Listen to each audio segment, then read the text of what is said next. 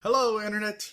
I am Elliot the Purple-Haired Doofus, and welcome back to Ready Player One by Ernest Klein. Today we are discussing Chapter 0010 and 0011. Turns out that Chapter 0010 wasn't that long, so I added 11 after it. So let's dive right in, shall we? Chapter 10 begins with Wade leaving the dungeon after the spell had been lifted, and finding that his message center had been blown up with messages from H, who had seen his name at the top of the leaderboard and wanted to know exactly what was going on. Wade decided to just message him back, not actually talk to him, even though he was still calling by the time he could receive the calls. Wade then instantly looks up Middletown and where it is. He goes to the planet where Middletown is and finds out that the planet is covered in 256 different Middletons. Or Middletowns. I'm thinking, how does he know which one to go to? Which one is the right one? Maybe this is why the clue was so easy, because he has to do it 256 different times. But that wasn't the case. Pretty much every town that he went to was the correct one. All he had to do was go to the bedroom and beat the video game. When he gets there, he realizes that he is in a player versus player zone, which means that he has to be careful not to get killed, especially now that he has a copper key. And he also describes that it's just pretty much like an 80s overload. Like, everything there is 80s. There's not a single thing in that town that is not 80s, because it was crafted as a town that Halliday had grown up in the 80s. So it was 80s everywhere. The weather was like a perfect late autumn in 1986. I was thinking about it and I was like, that sounds awesome. I referenced the idea that Middletown reminded Wade of the town in Footloose. And then for some reason I was reminded that Wade isn't actually in a city. Wade didn't actually travel millions of light years to get to this new planet in the span of a millisecond. Wade is in a video game. It kind of blinked in my mind that he's actually sitting in an emptied out van playing a video game. And I don't know if that was the author's intention for me to forget completely that he was in a virtual world, but it worked.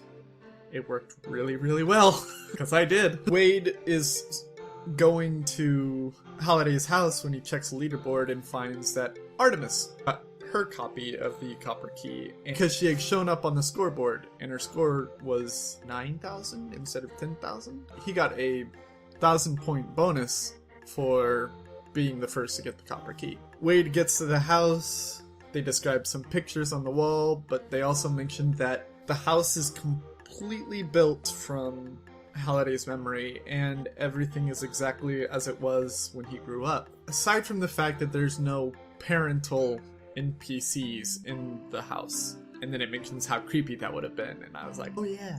He goes to the Atari games, and everyone had already noticed that Adventure, the game that Halliday was playing during the video will, was missing. Wade goes to his computer and finds that in order to start up the Dungeons of Daggeroth, he has to pull out cassette tapes and put them into the machine, and it's so 80s.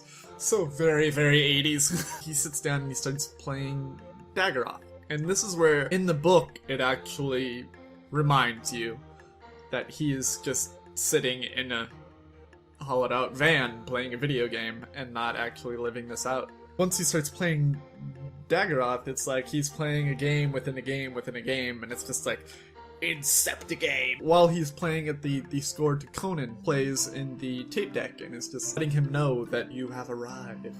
This is perfect for you.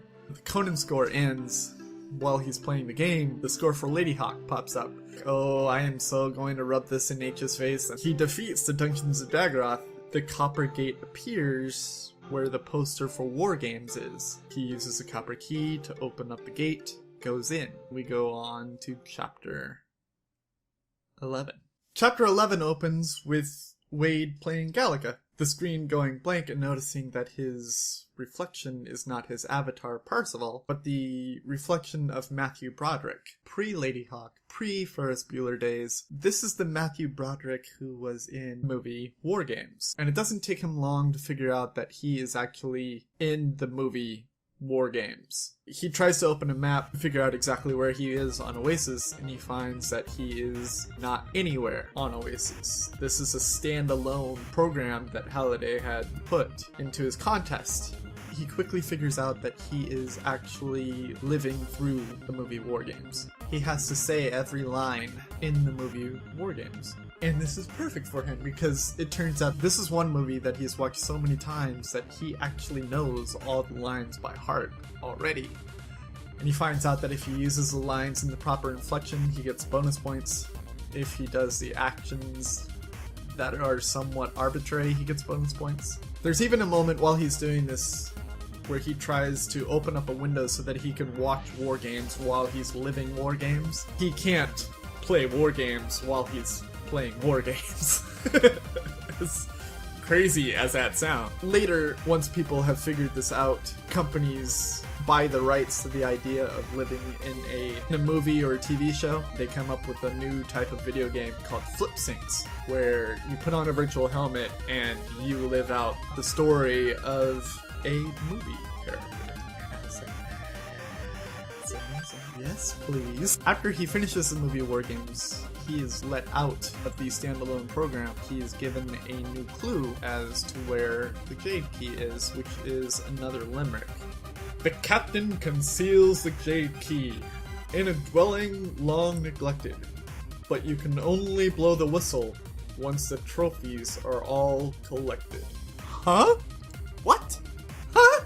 Maybe I shouldn't be too pissed that we don't know what the answer is to that yet, because I was really disappointed that he got the clue on the back of the copper key and then instantly knew what to do. This will give us some time to talk about other things in the story. Maybe visiting his aunt, or Miss G, talking to H, and rubbing Ladyhawke in his face. He checks out the scoreboard and finds out that his new score is 110,000 points, while Artemis is still only at 9,000. And then it really drives in the fact that he is only in a video game. He is still living in a dystopian world when he discusses how he breaks himself out of the computer world and finds that everything is freezing because his space heater died, because he didn't charge the batteries. Go back into the virtual world, Wade. It's where you're happy. I know that's dangerous. I know that's not what people want to hear. Still. God. And then he has this really creepy dream of people hunting him for Easter egg. Actually, in the dream, it's not the Easter egg, it's the glass egg that Tom Cruise really loved or really had to take care of in Risky Business. It's so creepy because usually at the end of a dream, you wake up when the danger happens. And it discusses like the last few lines of the chapter are how he didn't wake up. And he felt all of the people tearing him to pieces to get at the egg. No. My question for you today, it's a very simple one, or maybe it might require some thought of you. What TV show or movie would you flip sync? And I will answer that tomorrow. Right now, I need to answer the question from yesterday. What would I do with $250 billion? First thing, all of my debt gone. All of my debt gone. I would move into a huge warehouse-like, probably penthouse apartment in the middle of the city. I would hire a chauffeur. Definitely. I would work on so many stories. I would write so many things. And I would work on them all becoming movies. I wouldn't care if they sucked.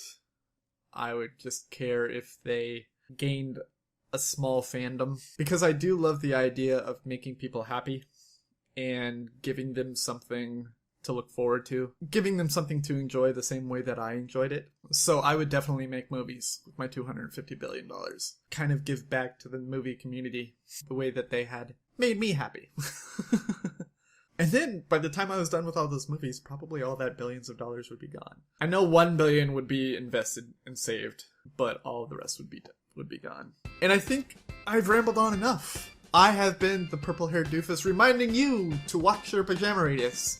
And I will see you all in the next chapter of Ready Player One. Toodles!